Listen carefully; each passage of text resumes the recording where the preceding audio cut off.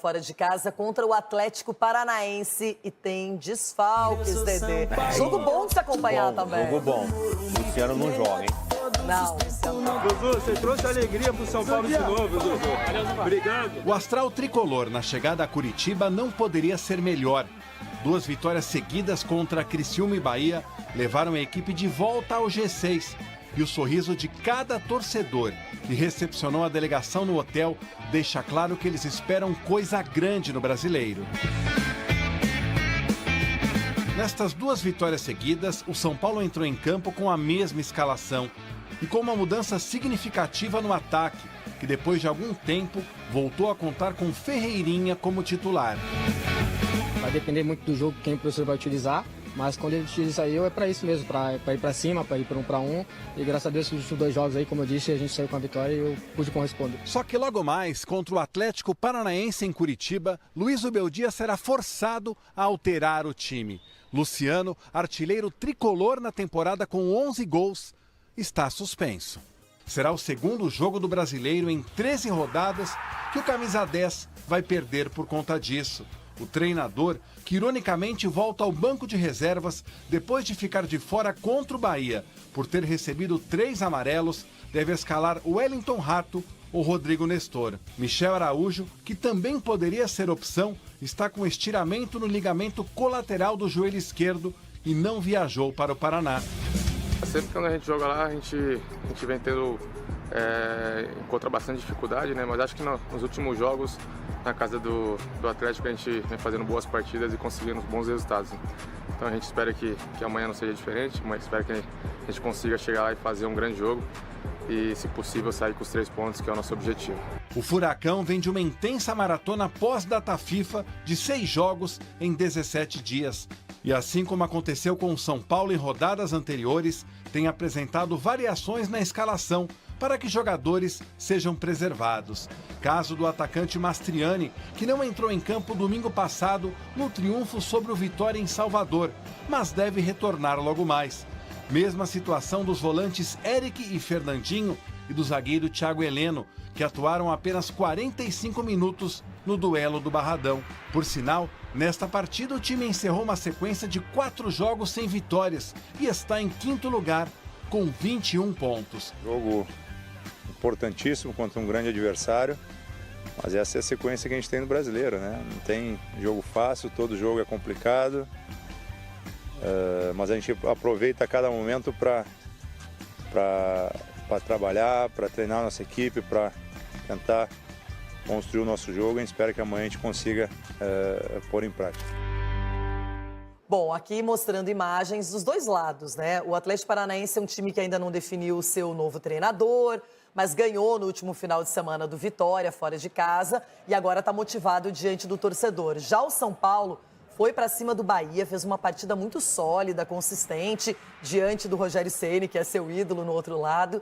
Então eu imagino que vai ser um bom duelo, hein? Eu gosto de um empate, mas nessa vez acho que eu não vou ficar em cima do muro não, viu? Mas vou deixar para o final só do programa. O fato do campo sintético, né, ali na Arena da Baixada, sempre é muito difícil de jogar lá. O São Paulo vai ter que tentar se adaptar o mais rápido possível. A gente falou aqui antes da matéria da ausência do Luciano, não sei se ele vai de Nestor, eu acho que é o primeiro nome, deve ser o Nestor, pode ser o Wellington Rato também, e aí deixa o Lucas um pouco mais centralizado, fazendo essa função de criação do São Paulo, e lá na frente com o Caleri. Fato é que é um jogo complicado, um jogo difícil, os dois... O Atlético Paranaense, eu acho que vive um momento mais de instabilidade pela falta do treinador e também pelos últimos resultados, ao contrário do que vive o São Paulo por essa vitória contra o Bahia, que foi uma vitória bem importante, jogando bem. Falando nesse jogo, eu gostei muito da atuação do Ferreirinha. Deve ser titular outra vez, eu imagino. Tem que ser.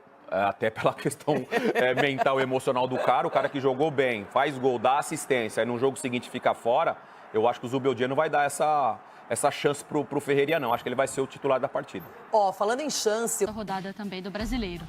O São Paulo vai jogar na Liga Arena. Isso. Certo? E desde a época da Arena da Baixada, ou muito antes, desde a época do Cocito, isso é sempre um pesadelo para o São Paulino. Será que hoje vai ser diferente, hein, Mendel?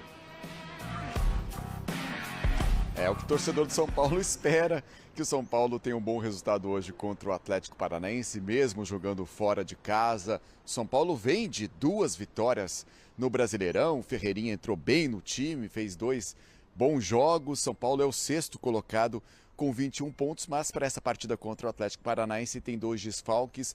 O Luciano está suspenso e também o Michel Araújo, que sofreu um estiramento no joelho. Além dele, jogadores que estão na Copa América, né? O goleiro Rafael, que está com a seleção brasileira, o Ferrarese com a seleção venezuelana.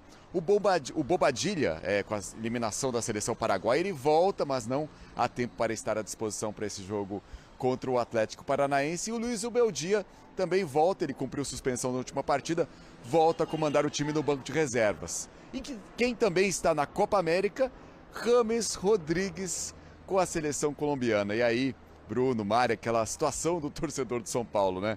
O James não fez grandes jogos aqui pelo São Paulo e quando o torcedor liga a televisão na Copa América, vê o James, camisa 10, capitão da seleção da Colômbia, jogando muito bem, tem 3 assistências na Copa América, jogando bem contra a seleção brasileira. Bom, o Júlio Casares, presidente do São Paulo, é o chefe da delegação da seleção brasileira lá nos Estados Unidos. Depois do empate entre Brasil e Colômbia, ele conversou com a imprensa e falou da conversa que teve com o James Rodrigues, sobre o futuro do James no São Paulo e também que espera reencontrar o James na semifinal. O Brasil pegando o Uruguai nas quartas de final e também a seleção colombiana enfrentando o Panamá. E aí o Júlio Casares esperando um confronto Brasil-Colômbia na semifinal e também falando sobre o James Rodrigues. Vamos ouvi-lo. Um grande jogador, por isso que ele foi para São Paulo. Estamos aguardando. Ele veio me dar um abraço, eu achei generoso por parte dele vir até o vestiário e me abraçar. Acho que é um grande jogador de nível internacional. Quem sabe? Depende, né? Depende. Conversamos. Acho que depois da Copa América, todos têm que sentar e conversar. Ele ainda é atleta do São Paulo. E vamos esperar a Copa América terminar. Tá então, dizendo que depois da Copa América, todo mundo senta e conversa. Segundo a imprensa turca, o Beşiktaş volta a demonstrar interesse na contratação do James Rodrigues. Já tinha acontecido isso no passado, segundo a imprensa turca. Novamente o Beşiktaş demonstrando interesse na contratação do James Rodrigues. E foi justamente no James que o Vinícius Júnior fez a falta, que levou o cartão amarelo, está fora das quartas de final. Então é essa a situação do torcedor de São Paulo. Lembrando das atuações do James aqui e vendo, quando liga a televisão, vendo na Copa América o James, camisa 10, capitão e jogando bem pela seleção colombiana. Talvez até o melhor jogador da Copa América até aqui, hein? Sim. Queria explicar para vocês, com esse número de 17 milhões de reais, em que lugar o Cruzeiro se encaixa no ranking das maiores folhas salariais do país. Vale a lembrança de que o Flamengo segue sendo o primeiro, 35 milhões de reais por mês. O Palmeiras é o segundo com uma folha de 30 milhões de reais mensais. Terceira colocação do Corinthians, 19 milhões e meio de reais por mês. No quarto lugar aparece o Internacional com 17 milhões e 500 mil. O Cruzeiro é o quinto colocado nessa relação, 17 milhões de reais por mês. Vale a lembrança de que o Cruzeiro tinha, antes da chegada do Pedrinho BH, uma folha bem mais barata de 12 milhões de reais. Foram 7 contratações que passam a ter condição de jogo a partir do dia 10 de julho, além das compras, em definitivo, de João Marcelo e Matheus Pereira. O Matheus teve um enorme reajuste salarial, isso porque ele ganhava 1 milhão de reais por mês do Cruzeiro, o restante pago pelo Al Hilal. A partir de agora, como jogador do Cruzeiro, é a Raposa quem banca aproximadamente 2 milhões de reais mensais do jogador. Para ser preciso, o valor do Matheus Pereira gira na casa de 1 milhão e 800 mil reais por mês. Só para completar o ranking, contei que o Cruzeiro é o quinto, o Botafogo é o sexto colocado, o clube tem investido pesado, acaba de fechar a contratação do Thiago Almada, folha do Botafogo gira na casa dos 16 milhões e meio de reais, seguido pelo São Paulo com 16 milhões de reais. A oitava colocação é dividida por Atlético Mineiro e Vasco, ambos gastando 15 milhões de reais mensais. Bora mudar de assunto e falar sobre Alexandro, lateral esquerdo de 33 anos de idade, desempregado desde o último domingo, quando acabou seu contrato com a Juventus. É aguardado nessa quarta-feira na Liga Arena, estádio do Atlético Paranaense, para assistir ao jogo entre o Furacão e o São Paulo. Vale a lembrança de que o Alexandro foi revelado no Atlético e é pretendido pelo São Paulo. Tratativas com o tricolor acontecem há semanas, para não dizer meses. O Atlético Paranaense foi o clube que revelou o Alexandro. Ele chegou lá em 2006 e saiu em 2010 negociado com o Santos. Depois, em 2011, é campeão da Libertadores e se muda para o Porto. Mais para frente vai para a Juventus, onde esteve por 9 temporadas. O convite feito pelo Atlético foi aceito. O Alexandro, que curtia dias de descanso em Catanduva, no interior de São Paulo, deve embarcar ao longo da quarta-feira lá para Curitiba para assistir a partida. Oportunidade que os dirigentes do São Paulo vão ter para tentar convencer o Alexandro a finalizar de vez esse contrato. Nicola, será que o Atlético Paranaense não pode entrar na parada? É de se imaginar que sim.